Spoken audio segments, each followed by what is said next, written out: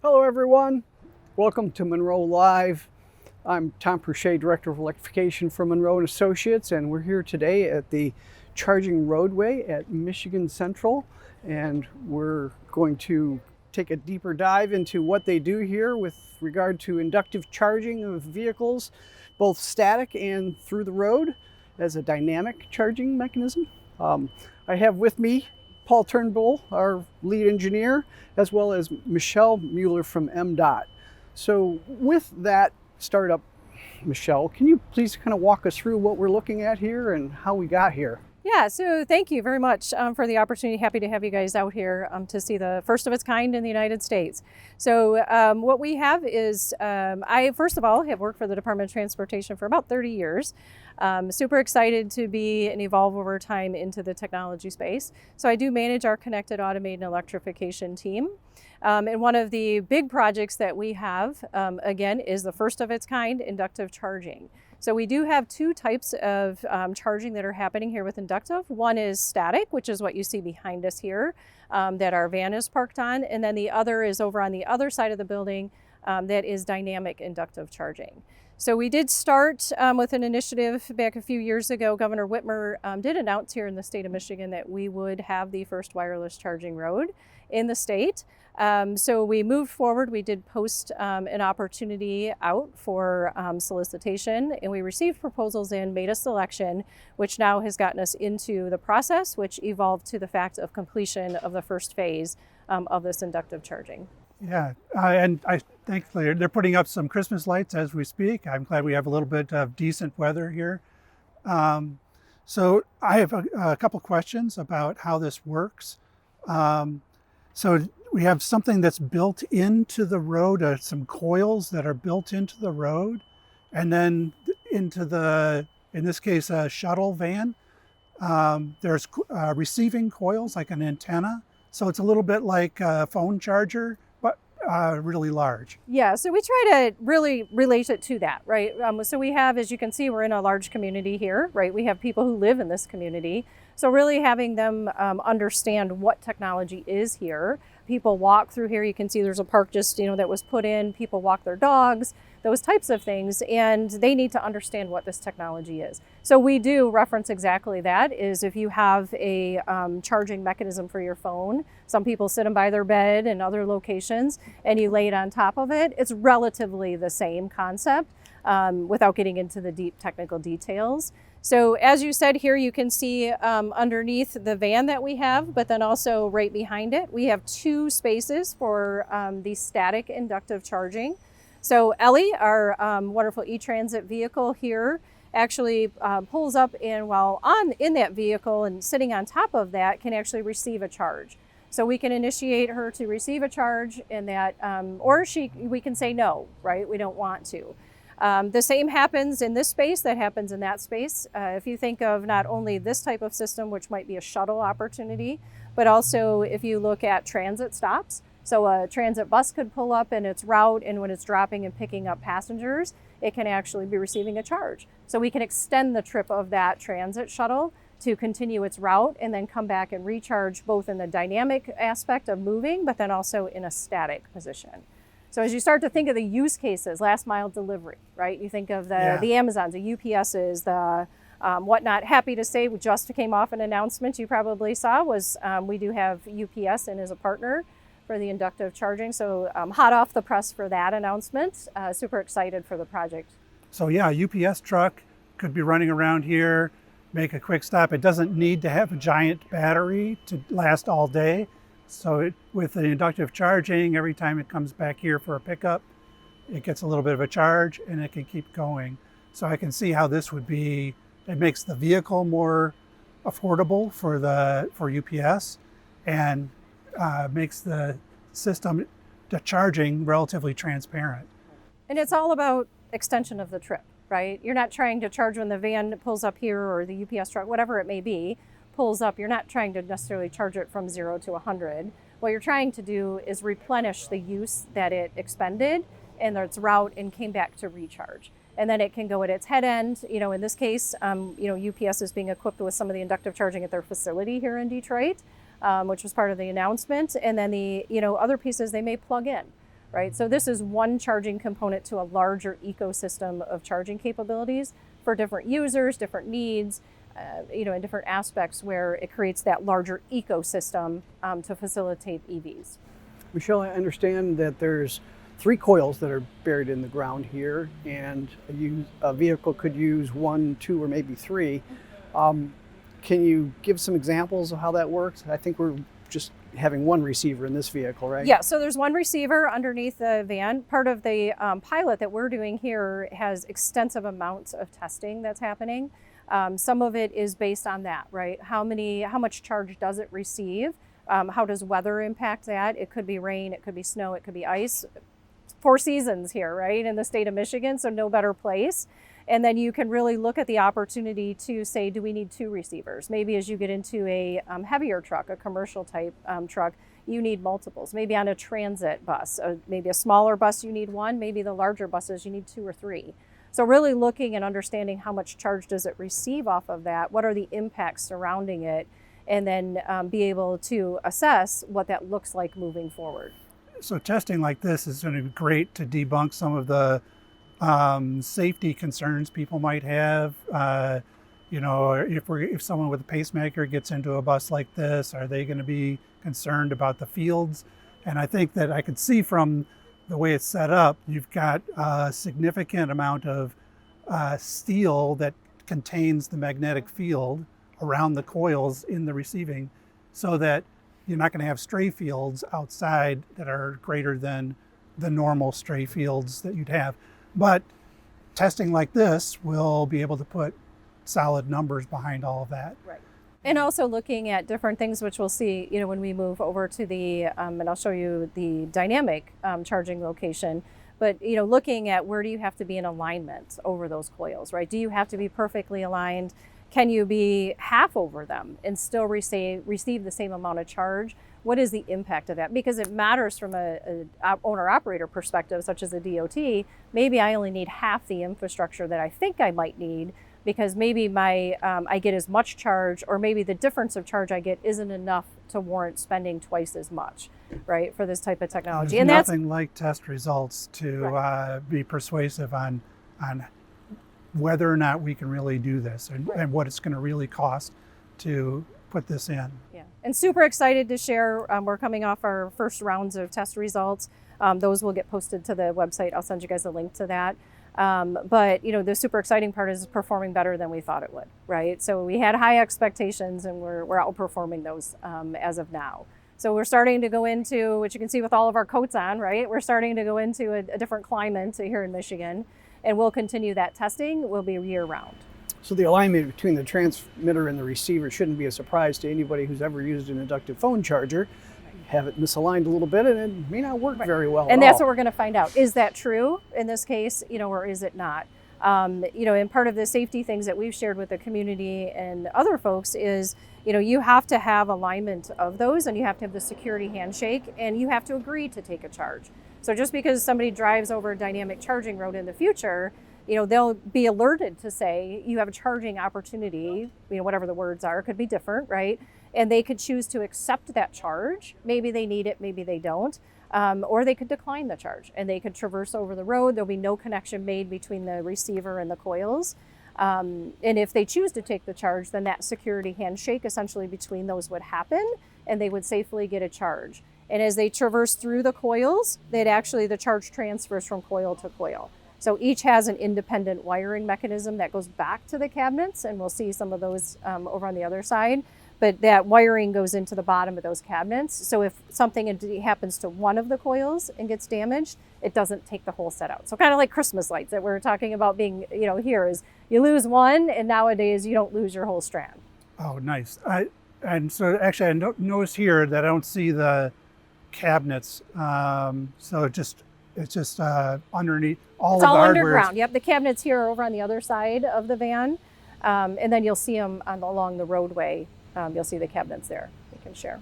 In addition to this, you also have this dynamic road over here where the charging vehicle doesn't even have to stop. It just, as you're cruising along, there's charging coils under the road, and it can pick up power as it's moving. Correct. Correct. And so something like that like you put that on a bus route, and suddenly the bus batteries don't have to last all day. And so the bus becomes much less expensive.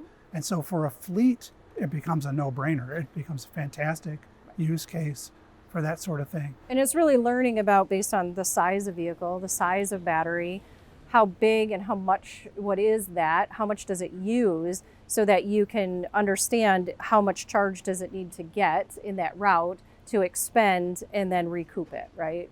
So when they would charge on dynamic, they would drive down the corridor. In this case, it'll be Michigan Avenue. So we do have a phase 2 that's in design with a road reconstruction project that is a large focus on transit. So the transit would drive down Michigan Avenue, it would be receiving a charge, it would take the rest of its route, it would expend energy off their battery, and it would come back and recharge, both there and in static locations of bus stops. So great example. Last mile delivery is the same, right? Again, it's just extending the trip so that they don't have to stop and charge. They don't have to maybe stop and plug in throughout the day. So now you're not impacting service times, freight deliveries, public deliveries, those types of things of people and goods. That's fantastic. I can't help myself from making the video game analogy that we've seen for 30 plus years. You drive over this magic spot and hey, I'm recharged. Yeah, the Mario Kart where you can turn energy back. Yeah, and actually it's not impossible for these things to not just charge the vehicle, but to propel it as well. And so you could have the literal Mario Kart type things. But we'll leave that for the future. But what we have right now, and I'm really anxious to get a chance to look at it and experience it in the vehicle here. So before we wrap up, I did have one more question, and that is, are any other states or countries looking at pursuing this kind of thing? Because it seems like a great idea. Yeah, so a lot of the other states that are, which is probably a handful at the most, is in test centers and test facilities. So we remain to be the first public road charging infrastructure. We do work with a lot of those states. We work with a lot of different entities that work in the space as well that may not be a DOT, to share what we did, lessons learned, a lot of sharing around the construction of it, right? So first of its kind, as you can imagine, we had a phenomenal group of people out here to do the road construction, but really adapting to how do you integrate coils and wiring and systems into a roadbed infrastructure, right? So, with that work, we're happy to share, we are continuing to share data. The other piece I will say is we have a lot of interest from our international partners. So I do a lot of work with our other countries over in Europe, Australia, Finland, Japan, those folks, all kinds of, basically every country for this part, is very interested in what we did, how we did it, what are we seeing as results out of it, right? So a lot of folks now are looking to say, okay, now we want to move to the next step and we want to understand what's the performance look like, what's the benefits to the users, and how does it fit into the ecosystem for different modes of transportation. Well, there's, again, nothing like test data and real world experience like you're getting here in Michigan to answer those questions and to help people do it for themselves. Yeah. So that's fantastic. And I just want to thank you for giving us an opportunity to experience it for ourselves and to show our Munro Live audience. This has been really educational for me. Thank you. Very happy that you guys had the opportunity to come out Thanks and to see what we're doing here in Michigan. Thank you, Michelle. Thank you very much. Very much our pleasure. Have a great day.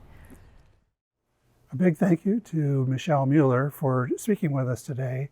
Now here's a clip from Dr. Stephen Tonger, the Vice President of Business Development with Electrion. And he's going to give us a little rundown on what they did with the electric charging roadway. You can catch the full episode of the podcast on Munro Live Podcast. Enjoy. Okay, so as I'm trying to, and our viewers, I think, also are trying to figure out how all of this works. And so I'm going to take a little step back. So wireless charging, in this case, we're kind of inductively charging. So we've got a coil of wire that we put under the pavement. And then there's a similar coil that's mounted up underneath the vehicle. Are you Is your technology taking advantage of a resonance between the frequency of it's in the road and in the vehicle? Is that how you're able to transmit the energy efficiently?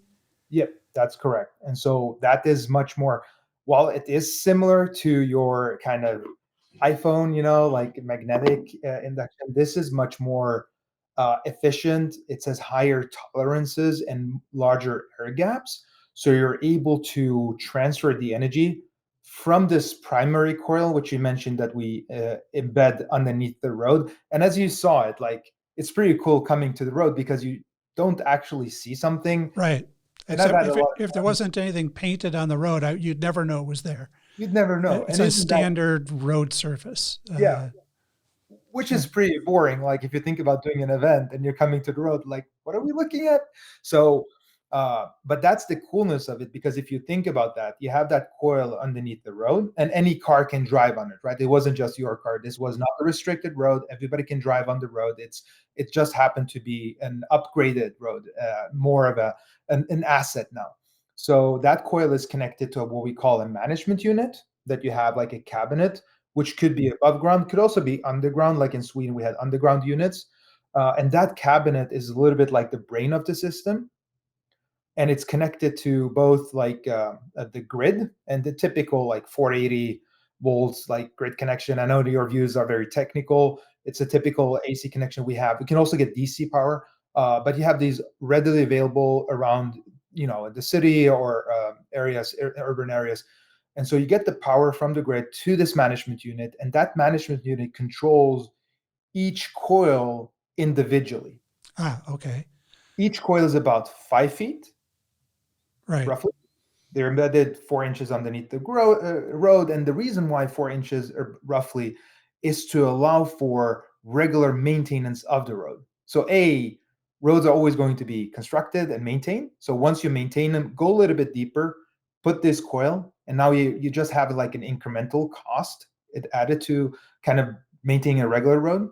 And once you need to redo it after 3 to 5 years, like the top layer of the asphalt, you can redo the surface without hurting the coils. And so these have a long longevity because of that. And so these coils are not like the Christmas bulb, because each one has its own connection, right? So if one's off, then the next one is on. So it's a very modular system in that way. And everything is orchestrated through the management unit that's connected to the cloud. So this is the ground system. Then you also have the vehicle system. So as you said, you have this secondary coil installed underneath the chassis of the vehicle between the wheels, and you connect either one or several receivers. Each one can charge up to around 35 kilowatts, depending on the vehicle type and the limitations that we have. So in essence, if you have like a car, you have one receiver, maybe a van, 1 to 2, a 40 feet bus maybe have 3. So, if you're a bus, you're getting about like 100 you can get, especially on the peak. And then these receivers are then connected to the battery. So as you're driving now, you're driving with your vehicle, a regular vehicle, with receiver mounted underneath the vehicle, and it approaches the infrastructure. Infrastructure would detect who you are. You have a valid subscription. It authorizes the system to give a charge to the vehicle from that coil to the secondary coil. And as you pass that coil, that goes off and the next one goes on. So the only coils that are on are the ones that are underneath the vehicle, even though the vehicle is moving 20, 25 miles an hour along. Exactly. Along And it can move like 75 miles per hour. Oh, okay. That's a very instantaneously identification system of the road. And we do have projects. I think we've tested 60 miles per hour in our test facility in Italy and Sweden. We closed the road with the cops. So we don't see a direct correlation with the system can handle higher speeds. Obviously, we continuously do these testing and show the data. But that's the beauty of it, right? So everything happens seamless. This means that the system is always, because you probably have listeners thinking about safety and radiation and stuff like that, right? And you probably thought about this when you were driving on the road. But given that the vehicle is only, or the system is only activated once a receiver is above it, and the vehicle is shielded, and we're way below the limits. That's one. There's safety limits, so we're below the limits. But if the vehicle, an authorized vehicle allowed to get a charge, is not above the coil, it's always passive. So it's not active, it's not radiating. And this allows us also to charge multiple cars on the same stretch of road, right? As I said before. So you can have a car, you can have a truck, you can have a bus.